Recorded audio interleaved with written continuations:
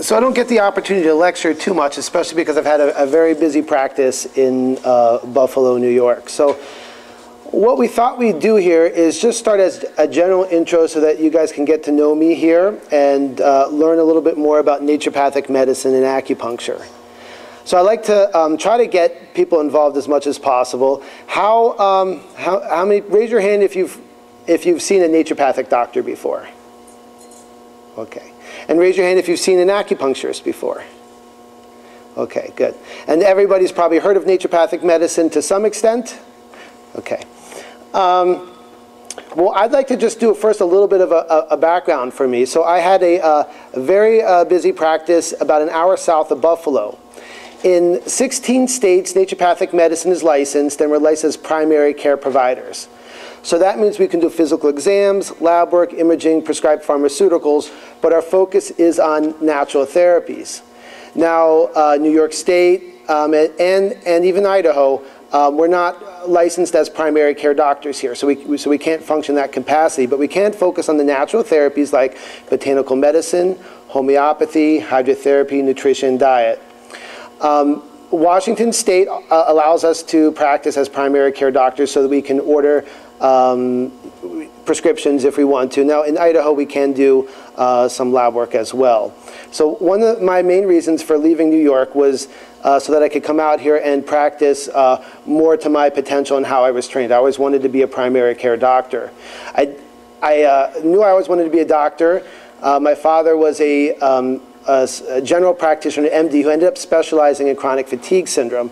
So I learned about alternative medicine at a very early age. And I kind of grew up assuming that everybody practiced medicine that way. And I did my undergraduate at the University of Rochester, pre-med, and I was an early finalist into the, they had a program there where your sophomore year you can get started into the medical program while you're finishing your undergrad. And there was like 5 of us, and we met with the top doctors at Strong Memorial Hospital, which is a really high respected hospital on the East Coast. And I was very candid about my thoughts about medicine, and I was fortunate that I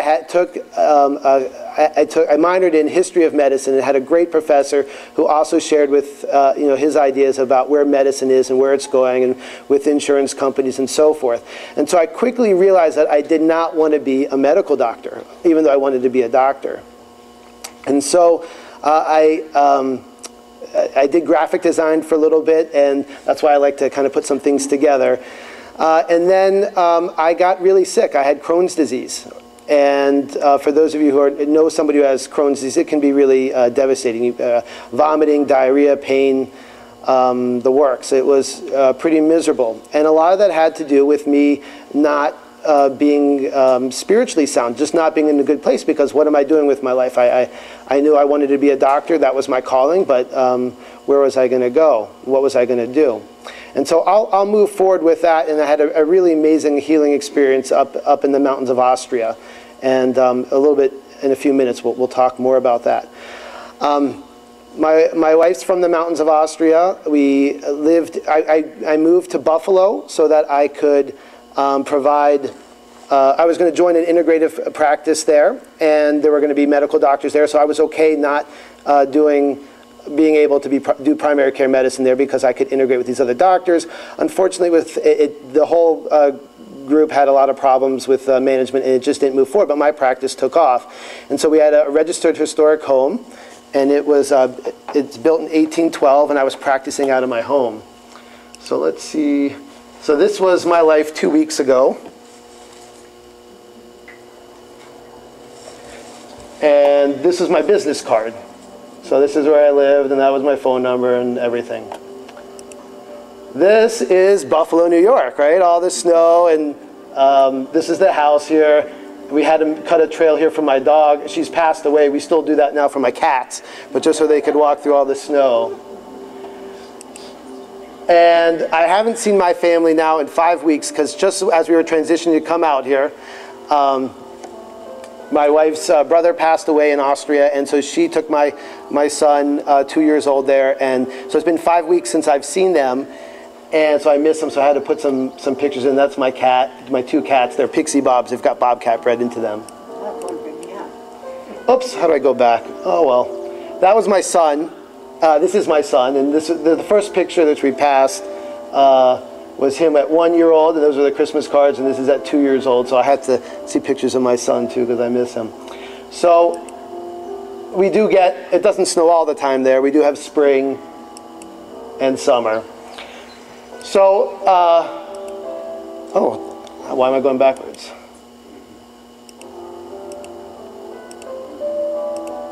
Okay. So practicing, that's the mayor, and he would come for treatments, and he's posted on my site as a testimonial.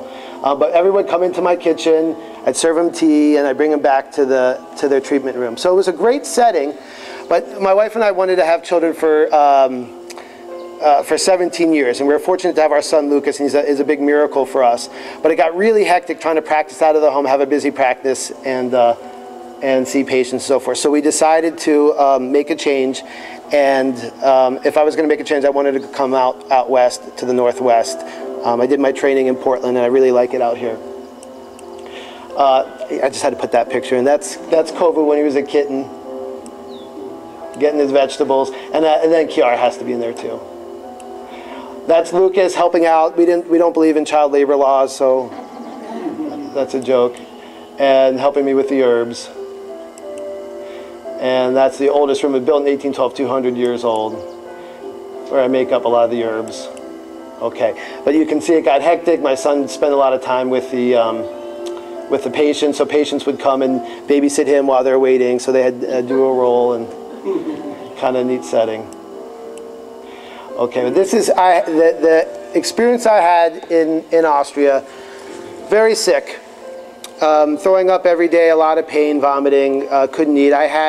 I was currently on the SAD diet. Who knows what the SAD diet is? Standard American diet. That's right, the standard American diet, okay? So even though my father was into alternative medicine, I don't know, he was not big on nutrition, or at least not with us, or maybe it was my mother's influence, I don't know. But I had, you know, liters and liters of Pepsi a day, cupcakes, whatever, just the amount of crap that I ate when I was a kid was horrible. And I didn't really know that much until I went up on the mountain here where my wife's from. There's like cow camp up there. It's called an alm. And the cows up there, the farmers don't have enough space for their cows, so they bring the cows up in the summer, let them graze, they get the milk, they weigh how much milk comes out, and they make cheese, and they give the people there cheese. Based on how much milk they produce. Well, her father got in over her head, and we needed to come out and help him because it was too much for him. So we spent a couple weeks up there, and Brigitta's mom cooked. It was real basic. I mean, it was just, we drank the spring water from the mountain there. They had just like a small water or river generator, whatever, that made a little bit of electricity. I really didn't camp much as a kid. It was an amazing experience up there. I ate dinkel, which is spelt, flour bread, just vegetables from the garden right there. I did have probably dairy cheeses and things like that, but real basic. But for the first time in years, I stopped vomiting. I stopped having diarrhea. I stopped having pain. And it was a life-changing experience.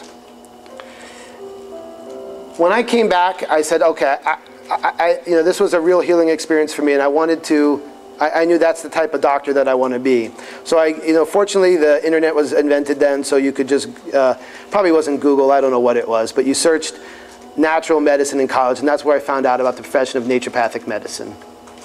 And everything fell into place, and I went to school there. So it's usually 4 years for naturopathic medicine and 4 years for acupuncture, and I did a dual degree program where you do it in 6.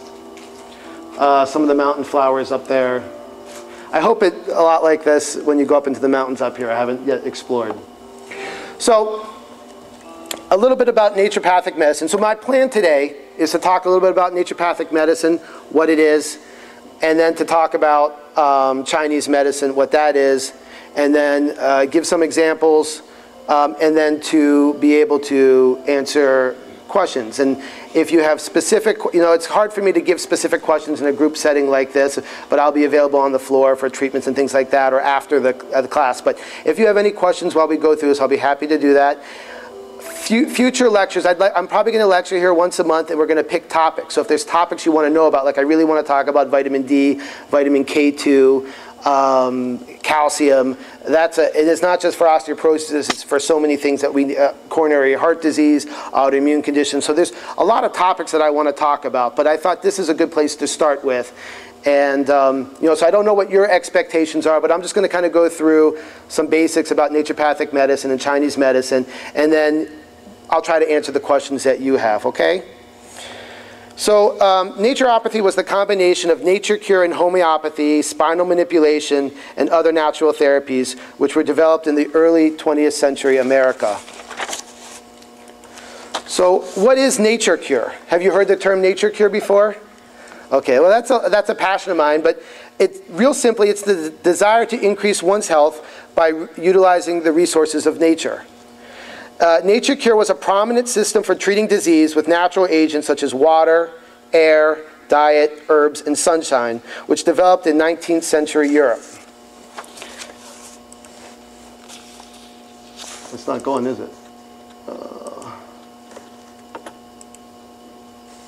Okay. During the last 2 centuries, the term nature cure has come to represent an alternative to conventional medicine. Rather than using man-made techniques to combat that which ails us, nature cure practitioners turn to nature for their therapies. Naturopathic medicine is the application of the principles of naturopathy within the context of modern scientific knowledge that has evolved throughout the last half of the century. So naturopathic medicine developed from nature cure. So, in the 19th century, people like Father Knipe and Vincent Priesnitz and that whole spa hydrotherapy movement, that's what started naturopathic medicine. And that's why our focus is, or we still have a focus on using natural therapies. Naturopathic doctors are trained as primary care general practitioners and are recognized as experts in natural medicine. Naturopathic medicine blends centuries-old natural, non-toxic therapies with current advances in the study of health and human systems, covering all aspects of family health from prenatal to geriatric care. Naturopathic medicine concentrates on the whole patient wellness and is tailored to the patient, emphasizing prevention and self-care. NDs look to identify the underlying cause of a patient's condition rather than focus solely on symptomatic treatment. The practice of naturopathic medicine centers on 6 principles. Okay, the first and most important is something called vis medicatrix naturae, the healing power of nature. So this is the belief that the body has an inherent ability to establish, maintain, and restore health. The healing process is ordered and intelligent. Nature heals through the response of the life force. So the ND, the naturopathic doctor's role, is to facilitate and augment this process, to identify and remove obstacles to health and recovery, and to support the creation of a healthy internal and external environment. The second principle is to identify and treat the cause. So you'll see after all these principles, I always put the Latin under it, so that's what I do. We can tolle causam, but we don't need to know the Latin. Illness does not occur without cause. Underlying causes of disease must be discovered and removed or treated before a person can recover completely from illness. So symptoms are expressions of the body's attempt to heal, but are not the cause of disease. Therefore, naturopathic medicine addresses itself primarily to the underlying causes of disease rather than to the symptoms. Causes may occur on many levels, including physical, mental, emotional, and spiritual levels. So in my case, if we look at the causes of my Crohn's disease, or why I developed Crohn's disease, a lot of it was because I took, my father was an MD, so when I was a little kid and I got a cold, every time I got a cold, I had an antibiotic. I had many, many antibiotics as a child, which changes and alters the bacteria in my system. I also ate a lot of crap, a lot of sugar, fast food, everything, right? And for Crohn's disease, that is something that is really important. It feeds the bad bacteria, it causes inflammation, it's just not good. Then mentally and emotionally, Well, mentally, emotionally, I was kind of depressed, right? Because I was not in a good place. I didn't really know what I was doing in life. I mean, if you remembered, if you graduated from college, or there's a certain part in your life where you don't know where you're going, what you're doing, and or you have children who are that way, you know, you graduate, you're like, well, what's next? You're not in a good spot. Then when you throw in the fact that I was in college and I probably drank a lot of alcohol, that doesn't help. Then you throw in the fact that spiritually, I was not on the path. I wasn't on the path that was my true calling, and I knew that. And not until everything fell in place and I removed those obstacles to cure did I respond. And I can tell you that I do not take any medications. I have regular checkups with my gastroenterologist. In fact, I have a great relationship with my gastroenterologist in New York, and he sends me patients. I send patients to him, and I help quite a few people with Crohn's disease and other abdominal conditions. One other important thing that I want to bring up in this point about treating the cause and the difference between treating the cause and symptoms. So when you have a fever is a really great example. A fever is a symptom. It's not a disease, it's not an illness. But you know, whether you do this or you know somebody who does this, your kids get a fever, what do? You end up doing something to bring the fever down. Well, you're creating an obstacle to cure, because our bodies, because of the vis medicatrix naturae, the healing power of nature, our bodies know what they're doing. So they create a fever to increase the temperature so that all the enzymes and all the white blood cells and everything in our body works efficiently. It's part of the healing process. Fevers are good. We need a fever. So by breaking that cycle and stopping a fever, we're actually creating a lot of problems. So there's times when fevers can be dangerous and work, but usually up to 103, even 105, even with kids is not a problem. But you still, if you get uncomfortable, then you do some things to bring a fever down. So there's a time and a place for allopathic medical therapies, of course. Does anybody have any questions about that with the fever? Usually that's kind of like, does everybody know about that? Okay. Yes, what's your question? My question is, we don't usually give our son anything to bring the fevers down, but for me it starts to get scary when he starts to hallucinate and trying to calm him down and going through that for like the next couple hours. And then we start to panic, thinking like, we need to bring the fever down, it's hallucinating, and he's freaked out and scared, and we're trying to calm him down with that. Yeah, I mean, does he get seizures too? No, he doesn't. Okay. It gets about almost 105, and that's when the hallucination starts. Yeah. And with him, usually that's when the vomiting starts. When it's over 102, that's just what happens. Okay, and then when he vomits, how long does it take for the fever to go back down? For him, I'd say usually it's like a good 3 days. Okay. No. Well, and if this is happening frequently, like my 2-year-old, I mean, I always like to knock on wood, but he's had a fever like once for one night. I mean, we're like, okay, let's watch. I mean, we didn't. So there are things that you can do, to look at why is he getting sick frequently, because you don't have to get sick, and everybody's got different constitutions. You're working with different things and different factors. But I'm just saying that we can, you might want to look into why is he getting sick frequently and why is this happening? What can we do to boost his immune system, for example, and do some preventative medicine. But I'll throw this out there. This is a cool nature cure tip. So it's called wet sock hydrotherapy, or warming. Some people like to call it warming socks. If you're kind of a chicken, then you say warming socks, not wet socks. And what you do is great for kids. We call it naturopathic Tylenol. What you do is you put your feet in hot water, or your children's feet, or whoever, the person you're caring for. Make sure the feet get nice and warm, nice and toasty, about 5 to 10 minutes. Feet get nice and hot. You take a pair of cotton socks, put them in cold water, wring them out, put the cold, wet socks on your feet. Then you take a pair of dry wool socks, put those over the wet socks, and you crawl into bed. And you try to leave them on overnight, or at least while you're napping or the kid's napping, for at least an hour, but you try to leave them on longer. And the socks warm up, and then they get cold, and then they warm up and get cold, because what happens is all the blood flows out to the periphery when you have your feet in the hot water. You put the cold socks on, all the blood flows goes into your liver and spleen. Then your body's like, oh no, it's like hypothermia, it's a reflex. And so it says, okay, we got to warm up those feet, warm up the socks, the blood flow goes back out. Well, it brings with it all the extra white blood cells in your liver and spleen and mobilizes your immune system. So then what you do is you just do it until all the socks dry up. But it cycles back and forth, and we call it naturopathic Tylenol because it can bring down the fever somewhat, but it's also boosting your immune system and just helps the healing process along. And so that's a form of hydrotherapy.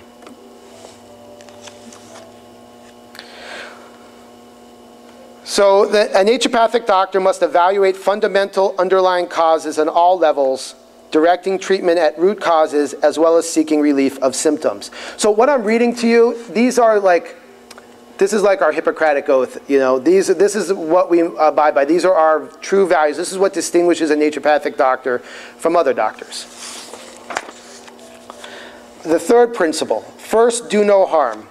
So the process of healing includes the generation of symptoms which are, in fact, expressions of the life force attempting to heal itself. A fever is an aspect of the life force. If somebody doesn't generate a fever or muster up a fever, that means their life force is kind of weak. So if you've ever been with the elderly or somebody who's dying, or, you know, why is it that, like, in the geriatric population that, you know, a lot of elderly people will die because they have a bladder infection? Well, that's because their vital force is low and they're not generating a fever. They're not generating a response. There's no, like, you know, there's no fight back. So they get this chronic infection that eventually takes over and causes a lot of damage and can be life-threatening. So therapeutic action should be complementary to and synergistic with this healing process. So complementary to would be like the wet sock hydrotherapy, or doing, you know, echinacea, or you know, an antiviral support to help with that. Giving the body, if you're dehydrated, giving the body what it needs, like electrolytes, things like that. So one actions can support or antagonize the action of the vis medicatrix naturae, the healing force of the body. Therefore, methods designed to suppress symptoms without removing underlying causes are considered harmful and are avoided or minimized. Health and disease are conditions... Forgot about this. Okay. Health and disease are conditions of the whole organism involving a complex interaction of physical, spiritual, mental, emotional, genetic, environmental, and social factors. So we like to look at everything involved and try to address as much as we can, and also make referrals to those people who can do the things that, you know, we're not able to do, or have more expertise in things. So if there's a lot going on emotionally, working with, you know, some sort of counselor or therapist. If there's a lot going on with your body and it has a lot to do with your body position, then maybe doing like a Feldenkrais treatment or things like that. So naturopathic doctors treat the whole person by taking all of these factors into account. The harmonious functioning of all aspects of the individual is essential to recovery from and prevention of disease, and requires a personalized and comprehensive approach to diagnosis and treatment. Naturopathic doctor as teacher. So a major role of the naturopathic doctor is to educate and encourage the patient to take responsibility for his or her own health. The naturopathic doctor is a catalyst for healthful change, empowering, motivating the patient to assume responsibility. It is the patient, not the naturopathic doctor, who ultimately creates or accomplishes healing. So why is it that naturopathic medicine, or let's not say naturopathic, why is natural medicine and alternative medicine have so much momentum now as of like 10, 15 years ago? Some of it has to do, or a lot of it has to do with having access to information and no longer just going to the doctor and just doing what they say. So we've learned that you can't, and today's society, you can't do that. You can't just go to the doctor and just wait for them to call you back on something if they don't call you back, for example. You can't just blindly, and say they give you this medication, this medication, this medication. Well, who's following up and looking for interactions? Because they've got 5-10 minutes with you, right? We all know that that's a problem out there. And that's not necessarily a problem with a doctor, it's just a problem with our health, with our healthcare system, okay? So my view on things is to be able to assist, that when a patient comes to see me, I really want to educate you. If I'm going to recommend something, I want you to know why I'm recommending it. And I'm really big on evidence-based natural medicine, clinical medicine. So if I'm going to recommend glucosamine, for example, everybody knows glucosamine. So I'm going to make sure that you get the right amount of glucosamine and the right form of it. So all the studies show glucosamine sulfate, 1,500 milligrams. If you're getting glucosamine HCl and you're taking 750 a day, that's not going to help you. There is research that shows that you need to take this amount. So that's part of education.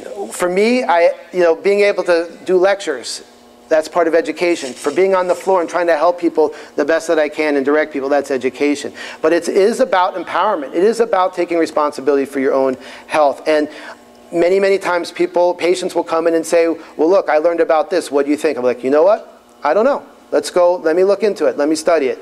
Patients will come in and say, I've got this condition. You know, like I treated somebody with pemphigus. Pemphigus, you study it in medical school, but you never see anybody who has it. Okay, well, what am I going to do? Okay, let's study the process. What is going on here? And because there's nobody has naturopathic therapies for pemphigus because you don't see it. So let's understand the disease process and what I can do to support you to encourage healing. So I will email my patients information all the time about their condition. And I'm not afraid to take on a condition that I've never seen before. And I'm not afraid to say, you know, let's look into this. Let's see what we can find, and we'll work together. The naturopathic doctor must strive to inspire hope as well as understanding, and also must make a commitment to her or his personal and spiritual development. Prevention. The ultimate goal of naturopathic medicine is prevention. This is accomplished through education and promotion of lifestyle habits that foster good health. The emphasis is on building health rather than on fighting disease, because it is difficult to be healthy in an unhealthy world. It is the responsibility of both the naturopathic doctor and the patient to create a healthier environment in which to live. I can't tell you the number of times that I've had patients come in for heavy metal poisoning and they're working in a metals factory and they're being exposed to metal. Okay, how do we deal with that? We know that the cause of those metals because they're breathing it in every day. So, but they can't, it's, you know, it's their job, it's their livelihood. So what do you do about that? It's difficult situations. So you try to navigate that the best that you can.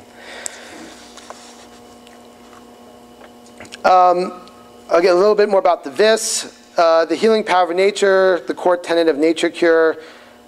We already talked about this, but of course it's important. So this power describes the healing ability inherent in the body that is governed by the laws of nature.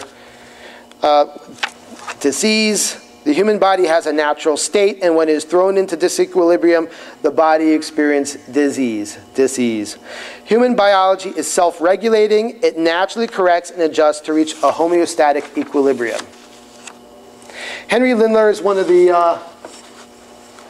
founders of naturopathic medicine in the United States. He was a disciple of Father Kneipp in Germany, and he came over here and basically got naturopathic medicine going in the United States in the early 19th century. A little bit of history is that naturopathic medicine in the late 1800s, early 1900s rivaled allopathic medicine, MDs. Okay, there were a lot of schools. What happened is there were a lot of politics. The AMA joined forces with a lot of the science schools like Johns Hopkins, and the AMA tried to get a lot of power for their profession, and they aligned themselves with the antibiotics. So after World War I, I think it was World War I, not World War II, but I may be mistaken, but after the war, the antibiotics were so successful. Science was, at that time, that what they called science was taking shape, and the pharmaceutical industry took hold, and people kind of migrated to that anyways, because look at the miracle of antibiotics and so forth. And then natural therapies, even like chiropractic, osteopathic, naturopathic, all these other types of medicine really kind of almost became non-existent. So in the 60s, people started getting more into the earth, and the hippies started coming back, and we said, okay, let's go back. There's some value in natural therapies, natural medicine, and then the profession has started growing. At one time, I think all the states were licensed for naturopathic medicine. Then most of the states dropped it. There's only one school left, the National College of Naturopathic Medicine in Portland, Oregon. And the profession started growing. Now we've got 5 schools. Every couple of years, another state gets licensed. There's all these licensing efforts, and the profession and natural medicine in general is growing again and becoming a thriving profession. We already talked about these things. We'll just go on. We'll just okay, nature cure practitioners acknowledge that the nature of human biology, as the nature of the universe, is to maintain equilibrium. In other words, we're connected with our surrounding. We're connected to nature, that our bodies, medicine is not removed from nature. It is my belief that a physician's primary role is to identify and remove obstacles of equilibrium and to facilitate and augment the natural healing ability both within the individual and also within the larger community. That it goes beyond the person, but it goes into the community. And that is a huge reason why I came to Pilgrim's Market. Is I had that, you can tell by the way that I practiced, and that's why I shared that with you in Buffalo or Western New York, is I really became integrated in that community, and it was really hard for me to leave there, very hard. And I'm hoping I'd like to really become part of this community, and I'm hoping that will happen. I really was like the country doctor. I went out to the Amishes. We had a lot of Amish. I went to their homes and gave them treatments. I did house calls. People could call me late at night and come in for a treatment if they needed to. And patients were literally like family. And they babysat my son. And it was kind of a nice experience. I'm really glad that I had that experience and learned from that. The early development, now we're going to transition in a little bit into Chinese medicine. The early developments of both Western medicine and traditional Chinese medicine began with the expression of the human condition in terms of a more than human world. A world where humans actively participated with all of the phenomena and manifestations existing in the universe. Both systems were predicated on the observation that energy patterns observed in nature not only influence the human body, but worms observe themselves in the body. What occurs in the macrocosm, in the outside, in the universe, also occurs in the microcosm, in the body. Early on in both the East and the West, this was a core tenet shared by both systems' theoretical composition. So that's what I did my thesis on, so I put a lot of these notes from that, but Chinese medicine and naturopathic medicine or Western medicine all developed along this line, that we were integrated with nature and we had these theories for describing nature, but they didn't fully develop in Western medicine, and they did in China. And all of the Chinese system is about that. And that's why I chose to learn Chinese medicine, because it fits so nicely with my love for nature cure. So classical Chinese medicine remains rooted to the observation that the laws and energy patterns of nature are the same laws that govern human health. This is called the system of correspondence, and it is fully integrated in classical Chinese medicine.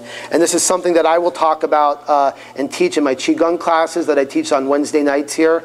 We had a really nice group come out last night, and if your Qigong is a way, if you've never heard of Qigong, you probably heard of Tai Chi. Tai Chi is a form of Qigong. Qigong means energy work. And this is a way to teach you how to move the energy inside your body. So I teach people how to do that every Wednesday night at 6:30. Classical Chinese medicine is based on the experience of humans as a subject in an environment of a geocentric universe where the body is treated as a microcosm that follows macrocosmic laws and is continually informed by macrocosmic influences. That just sounds like something from my thesis, so we don't have to pay attention.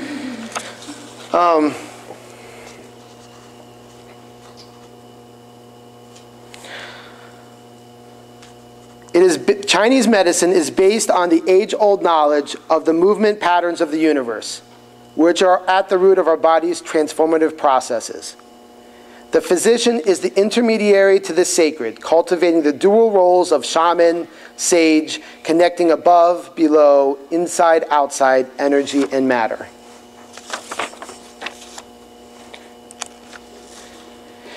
He seeks to thoroughly understand the workings of his own body, transformations, and then naturally becomes a teacher who is capable of instructing others how to regulate their body's chi metabolism and hence reconnect to nature. So before there was acupuncture, there was Chinese herbs. Before there was Chinese herbs, there was Qigong. That sounds a heck of a lot better when you have a Chinese accent, but it's a true saying. Okay. That was a design I made for T-shirts for the Chinese medicine department. What is it in Chinese? Fan Pu Gui Jun. It means return to nature. How does acupuncture work? Chinese medicine is quite complex and can be difficult for some people to comprehend. This is because it is based, at least in part, on the Taoist belief that we live in a universe in which everything is interconnected. What happens to one part of the body affects every other part of the body. the mind, the body, they're not viewed separately, but as part of an energetic system. Similarly, organs and organ systems are viewed as interconnected structures that work together to keep the body functioning. Many of the concepts emphasized in traditional Chinese medicine have no true counterpart in Western medicine. One of these concepts is Qi. Raise your hand if you've heard of Qi. Good. Qi is considered the vital force or energy responsible for controlling the workings of the human mind and body. Qi flows through the bodies via channels or pathways, which are called meridians. There are 20 meridians in the body. There are 12 main meridians, and they interconnect with each other, and they correspond to specific organs and organ systems and functions. There are 8 secondary meridians. So what does that mean, meridians? And what does it mean, Qi going through the meridians? And how does Chinese medicine work? How does acupuncture by affecting meridians, what are we doing? So imbalances in the flow of Qi cause illness. It's just a very simple way of explaining what happens. Correction of this flow restores the body to balance. So classically, we understand acupuncture. We use a metaphor where, classically, acupuncturists like to use the metaphor which corresponds to nature. A flow of water through a stream. The flow of Qi through the meridians, just like the flow of water through a stream, could be blocked off by an obstruction, a dam across the waterway. In the streams, this might be a fallen tree or a mudslide. In humans, it might be caused by something striking the body, the influence of bad weather or ingestion of proper foods. So different things externally can cause a blockage of Qi. So could if you bang your knee or and you get a bruise, right? Or you have some sort of injury, right? If your knee's swollen, the channels, the meridians are blocked and the energy is not flowing freely through it. When a stream is blocked, it floods above the blockage, and below the blockage, it dries up, right? That makes sense. If one goes to the point of blockage and can clear it away, then the stream can resume its natural course. In a like manner, if the Qi in the meridian becomes blocked, the condition of the body becomes disordered, like the flooding and dryness. If one could remove the blockage from the flow of Qi within a meridian, the natural flow could be restored. So in the case of a knee, right, we injured the knee, you might get numbness below the knee. That's kind of like dryness. The Qi's not flowing there. Or we'll say Qi and blood because there's other things that flow in those meridians, but it includes blood. So the blockage is at the knee, everything, and then all the swelling, right? You get the swelling at the knee and above the knee and so forth, right? So by putting a needle in right at that site, that's called an Ashur point. Do you know why they call it Ashur? So I guess in China, like, what do we say? Like, if I push on something, it hurts. What do we say? Like, ouch, right? So in China, you push on that point, they go, Ashur. So these are Ashur points. And they probably pronounce it differently than I did, but they're called Ashur points.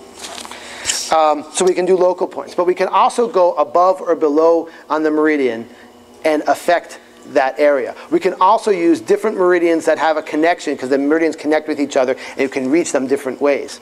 And if energy medicine is becoming really popular now, so you may have read books about this, but they can go through and they can shine, it's not a light, but put a frequency, I guess it's a type of light, not radiation, I don't like to use the word radiation, but they're putting a frequency in on certain acupuncture points. And they can see it coming out actually on different locations. Not all the points, but they have done some research to show that. So it's kind of, it kind of is interesting to see that.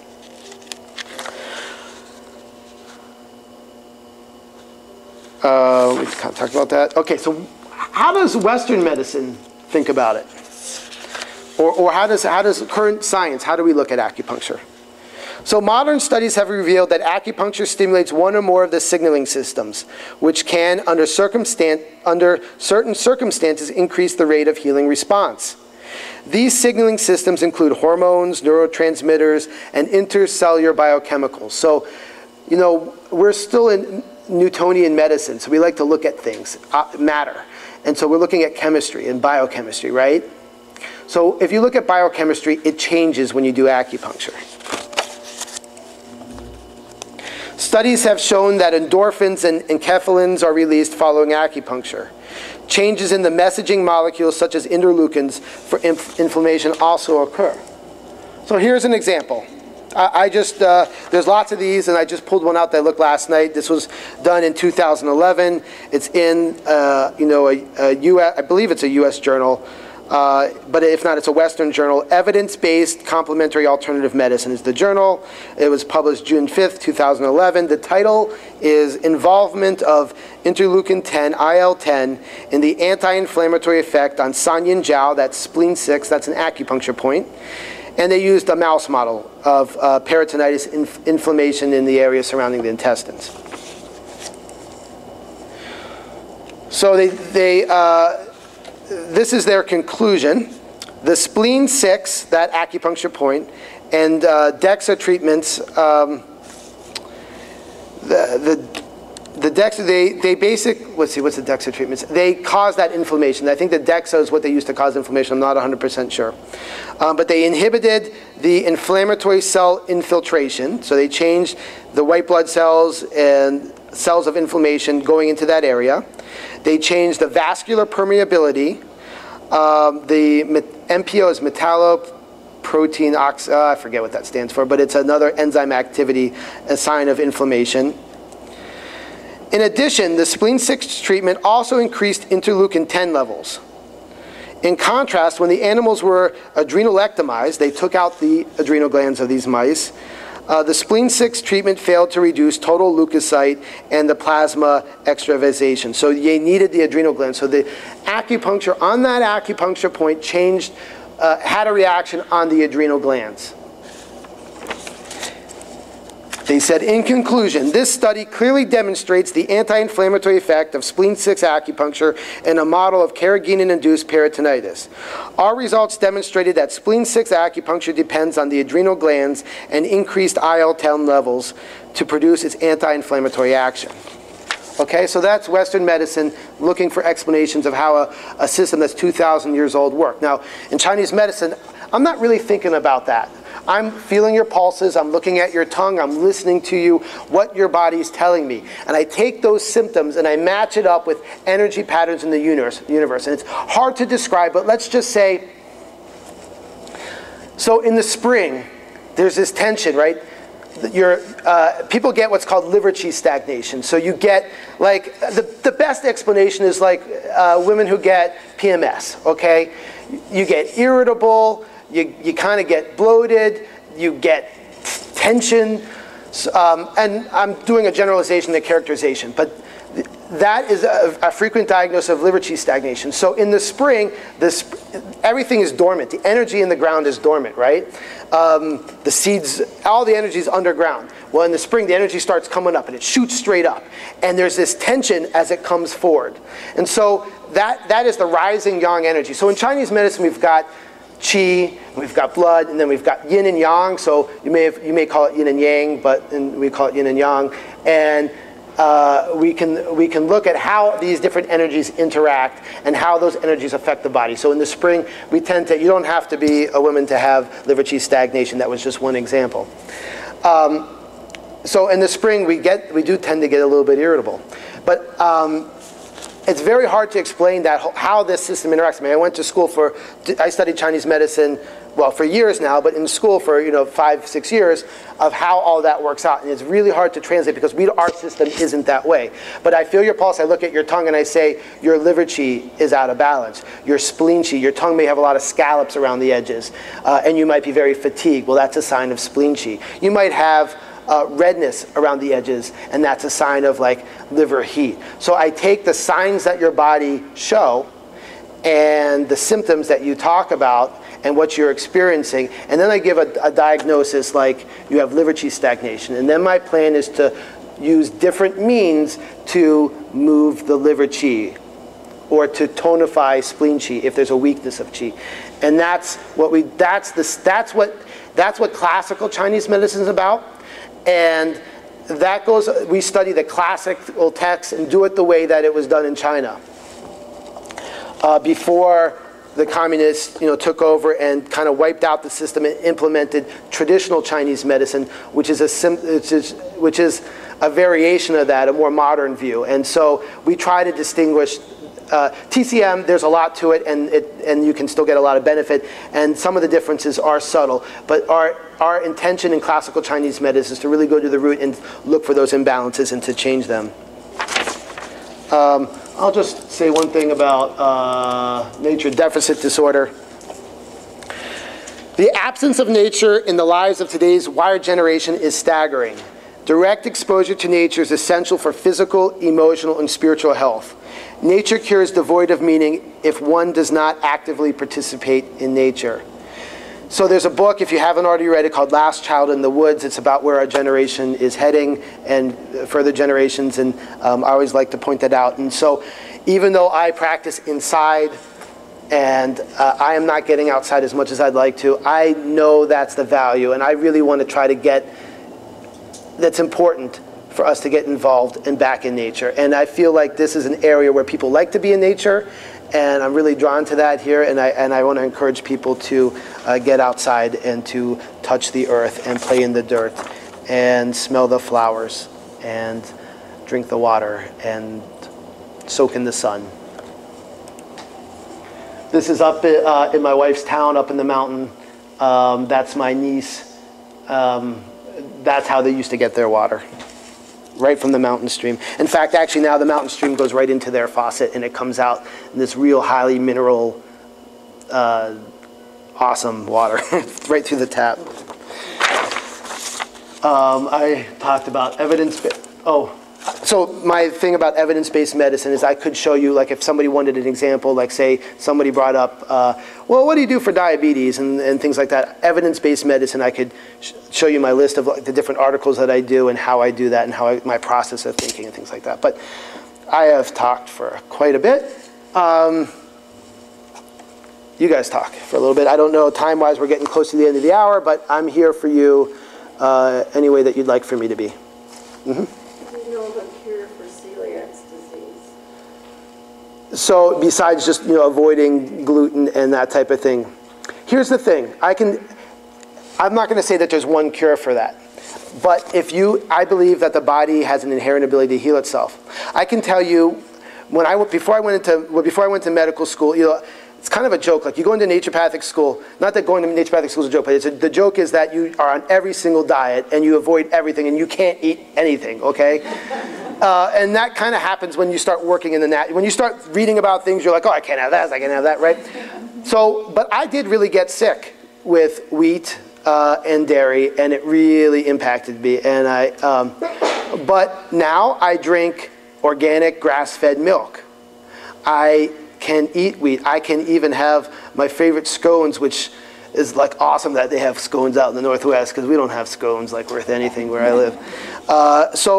But I'm not going to go to town on them, okay? So I used to be very sensitive to wheat. I am not. Now, I value, like, that's not a good example because, I mean, that's just me. But we all have our things that we want to go to. But it is more important to eat, like, sprouted wheat, things that are more live, that have more nutritional value in whole wheat than, that's not something we should all be eating scones, okay?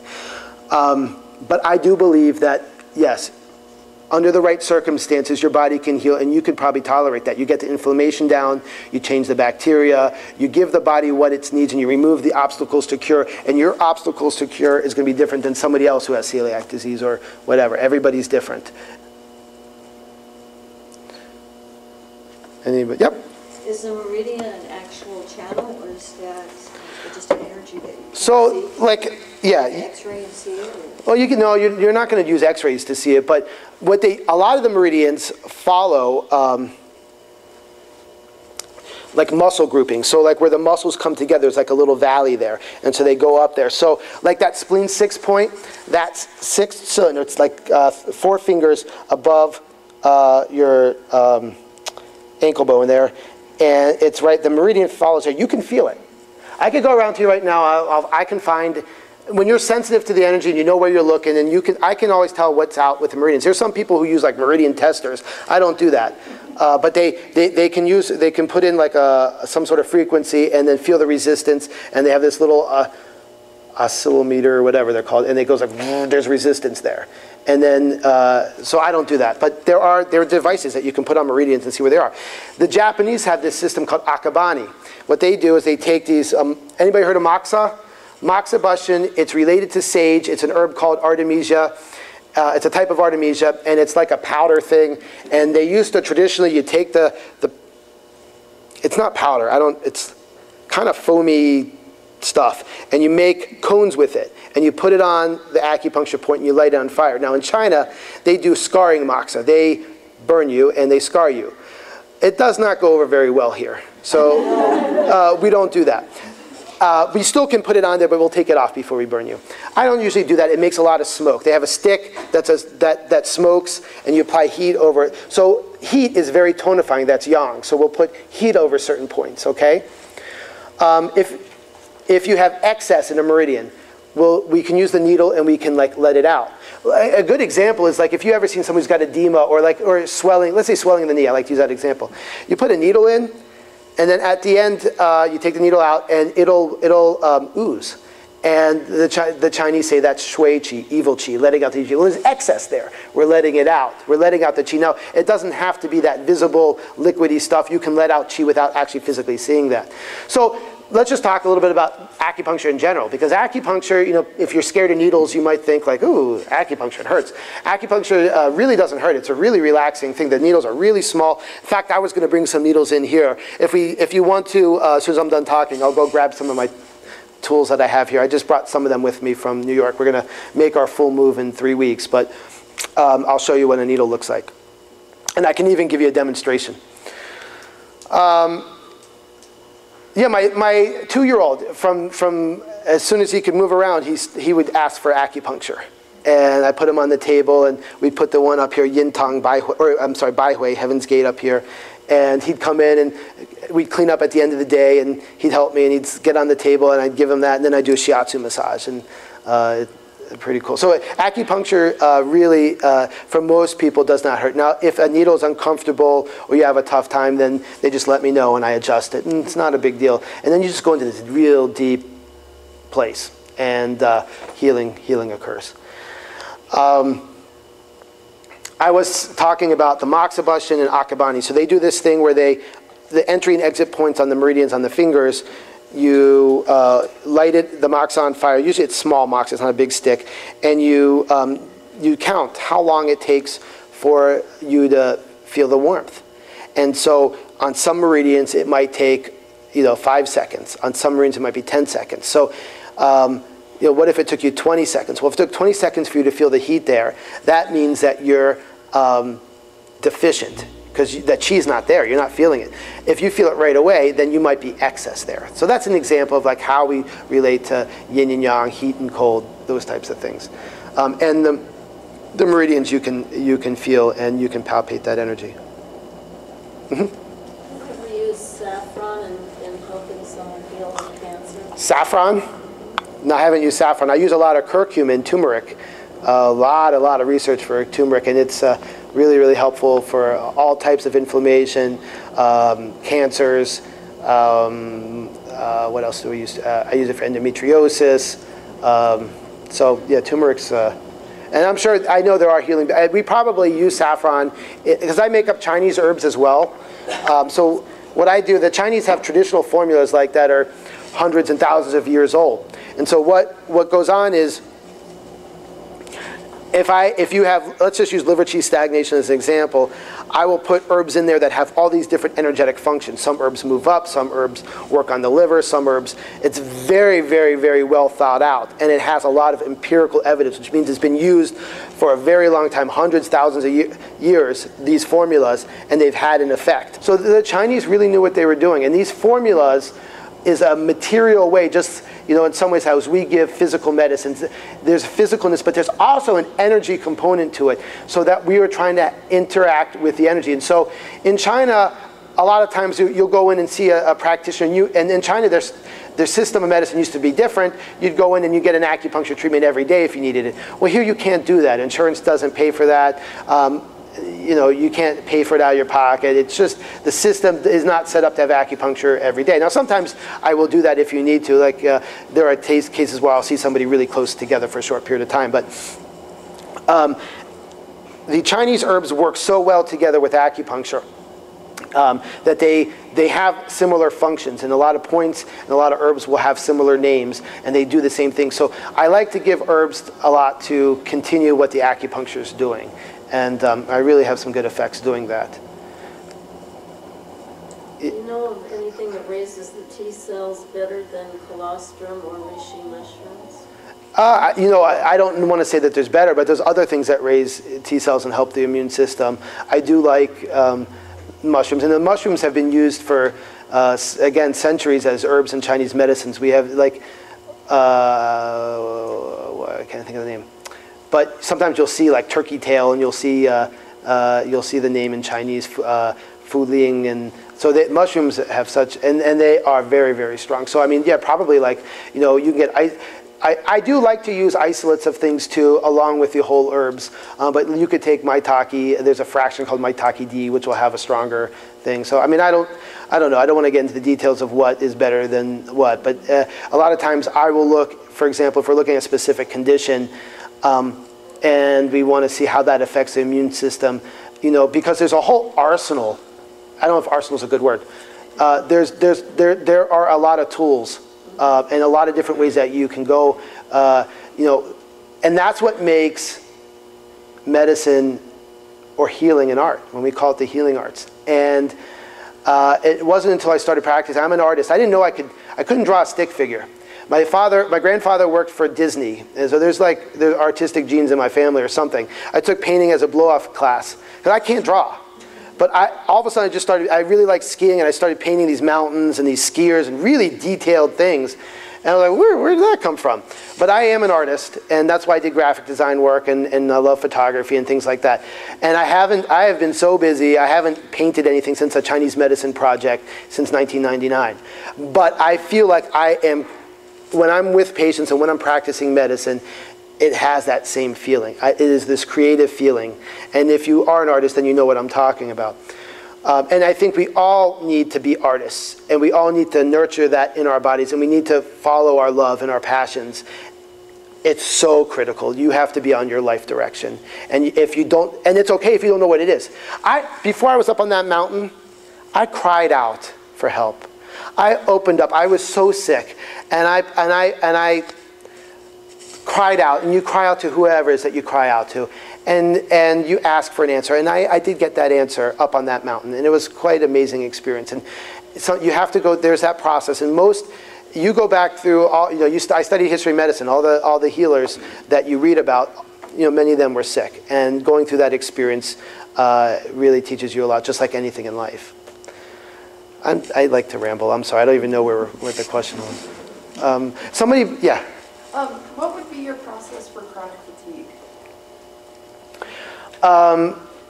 Yeah, generally, you have to know what. So I do an intake. I feel the pulse, look at the tongue. I look at what's out of balance. So first I look at what's out of balance in that person's life.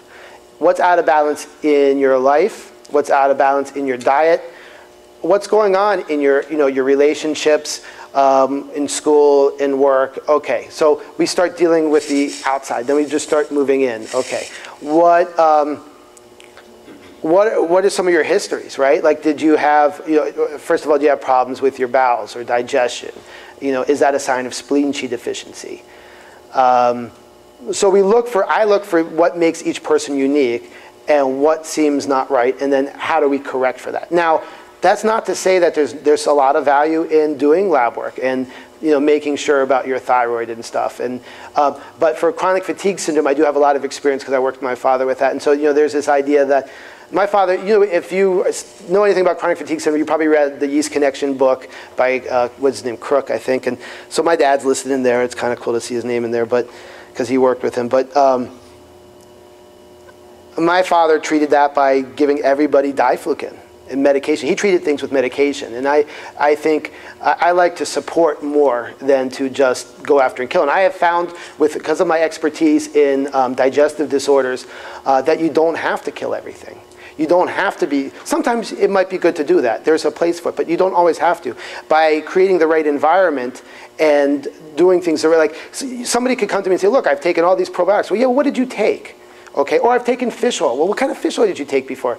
So, or you took the glucosamine. So I like to make sure that, these things that are sort of like the pillars of health that everybody sort of needs, I like to make sure that if you're doing that, you're doing it right. You're taking the right things. And you're taking something that's going to work. Yeah, but specifically for chronic fatigue syndrome, I mean, there's a lot of different things to look at. And there's a lot of different theories out there, and each person is different. But I tend to look at I like to start with the most basic things first. And then we work up, and we see how you do. And then I do like to use acupuncture and Chinese herbs and Chinese medicine, along with some key specific supplements and nutrients that are likely deficient. Kind of a general answer, but that's what I'm thinking right now. Okay. When will you start taking patients? I'm seeing patients now. So I started seeing patients this week, and boy, was it nice, because with all the change and all the chaos, because I had a very, very busy practice, so I couldn't really get much things set up before I came out here. And I had to make sure I took care of my patients. And thankfully, there was somebody who just graduated from naturopathic medical school at Bastyr, who's from like 20 minutes away from where I live. A lot of my patients actually knew him. And he wasn't sure if he wanted to practice in New York because it's not licensed there. And I'm so thankful that he wants to, his family lives there, his friends are there. And it just worked out so beautifully. So I have somebody to work with my patients there. But anyways, my point is that it was really hectic, and so coming out here and just trying to get everything in order, but like just getting doing a massage and doing the acupuncture and getting into the rhythm of seeing patients is so comforting, because it's what I know, and I really enjoyed that. So yes, I'm seeing patients now. Would you mind talking about what your prices are, just for basic, first visits and things like that? Yeah, for acupuncture, I'm trying to keep my prices with what they are for the other doctors in the area. So for a new patient acupuncture visit, it's $165. We are running a special. While I'm getting established here, 30% off, so it comes to about $115. Follow-ups are about $70. And there is probably some insurance coverage for acupuncture. There is not for naturopathic medicine. I've been told that Idaho doesn't have the best coverage for acupuncture, if you have insurance. But I also was told that some people do have coverage, so it's worthwhile to look into it. We will not bill insurance, but we will send you home with the things that if your insurance covers it, you can send it to them. And then I will do some naturopathic care in there, but if we're going to spend a lot of time doing naturopathic care and we spend extra time, then the rate for that will be $195, which is what the going rate is for all the naturopaths in this area. So. And they're not doing acupuncture, but I have combined, that's just how I practice. I do acupuncture and Chinese medicine together. Now, if somebody comes to me and says, look, I really don't want to do acupuncture, I still think in that process, but I won't do the acupuncture. And if somebody says, I just want a naturopathic visit, or if somebody says, I just want an acupuncture visit, I can do that too. Are you saying $195 for a first visit? That's for a first visit, yes. And then for nature, most of the time I'm going to want to do acupuncture with you, so it'd be $70 for a follow-up, unless you really don't want it. If you want, I don't actually know the price for the follow-up in my head right now. How long will your 30% off be? We have it right now set up through October, I think. What was I going to say about? Oh well. Could you talk about what happens in the initial? That's what I was going to go. Thank you. You got that connection there. So it's an initial visit is an hour and a half.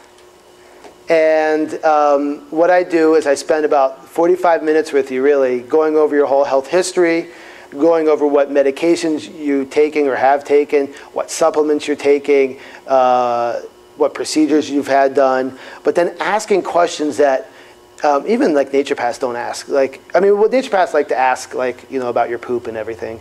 But I will ask, about your, how you feel, your body temperature, some things that kind of sound weird, but it just helps me get an idea of what's going on inside your body. But so we get, we go pretty detailed on things, and I have you fill out a really detailed health questionnaire, and that just gets you to think about these things ahead of time, and then I'll go over it and see if there's something that we missed. But I like to, that's why it's detailed, is because we want to think about things. Because you want to be detailed. You don't want to just say, well, I got pain. Well, what is that? Where do you have the pain? When do you have it? What's it like? Because that all matters in Chinese medicine. And then I usually would do, then we'll do acupuncture, which is usually takes about a half an hour, all things said, together. A lot of times I'll do a stretch everybody's got neck tension. I treat a lot of people for neck pain, back pain, etc. So I like to do some stretching to the neck.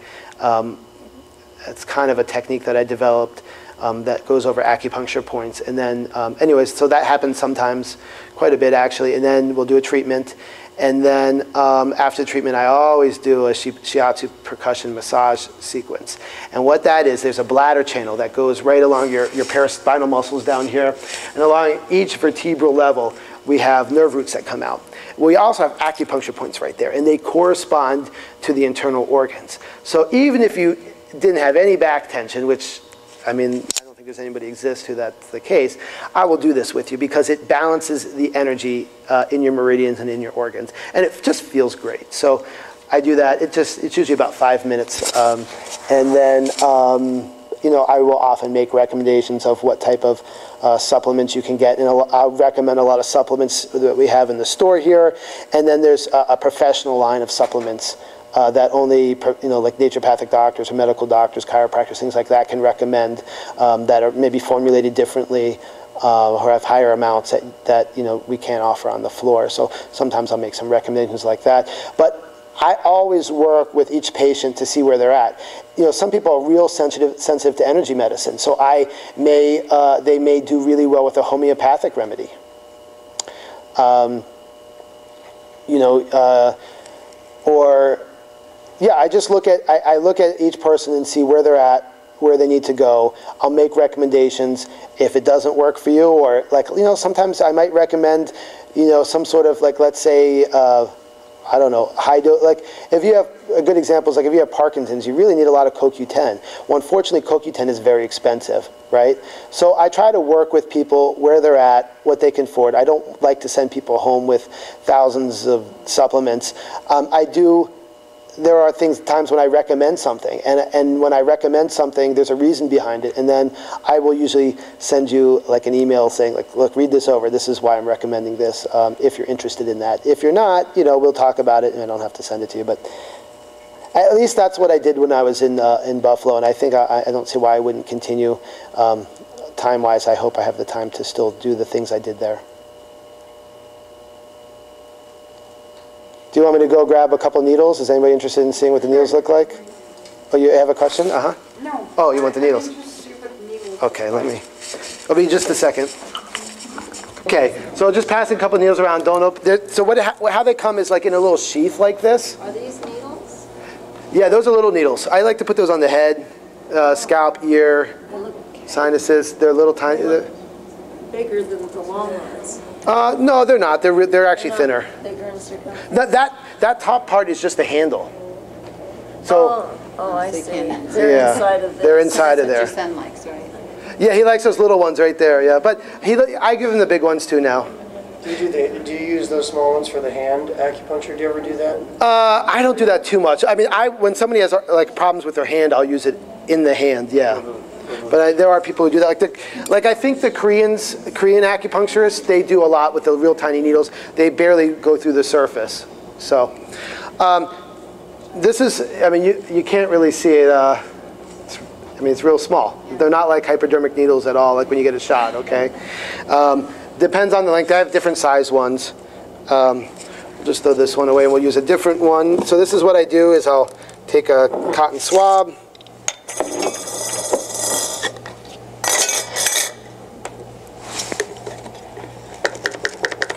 And we'll just go over the point that we're going to do. Do you have a preference? Oh, yeah. No, that's fine. Okay. We'll do, this is triple burner 5 right there, just because it's a good, nice, easy location.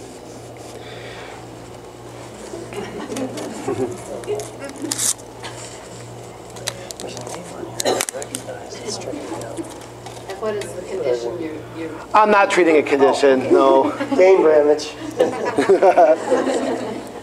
So, but it's like 4 fingers up or 3 fingers up. You find the spot.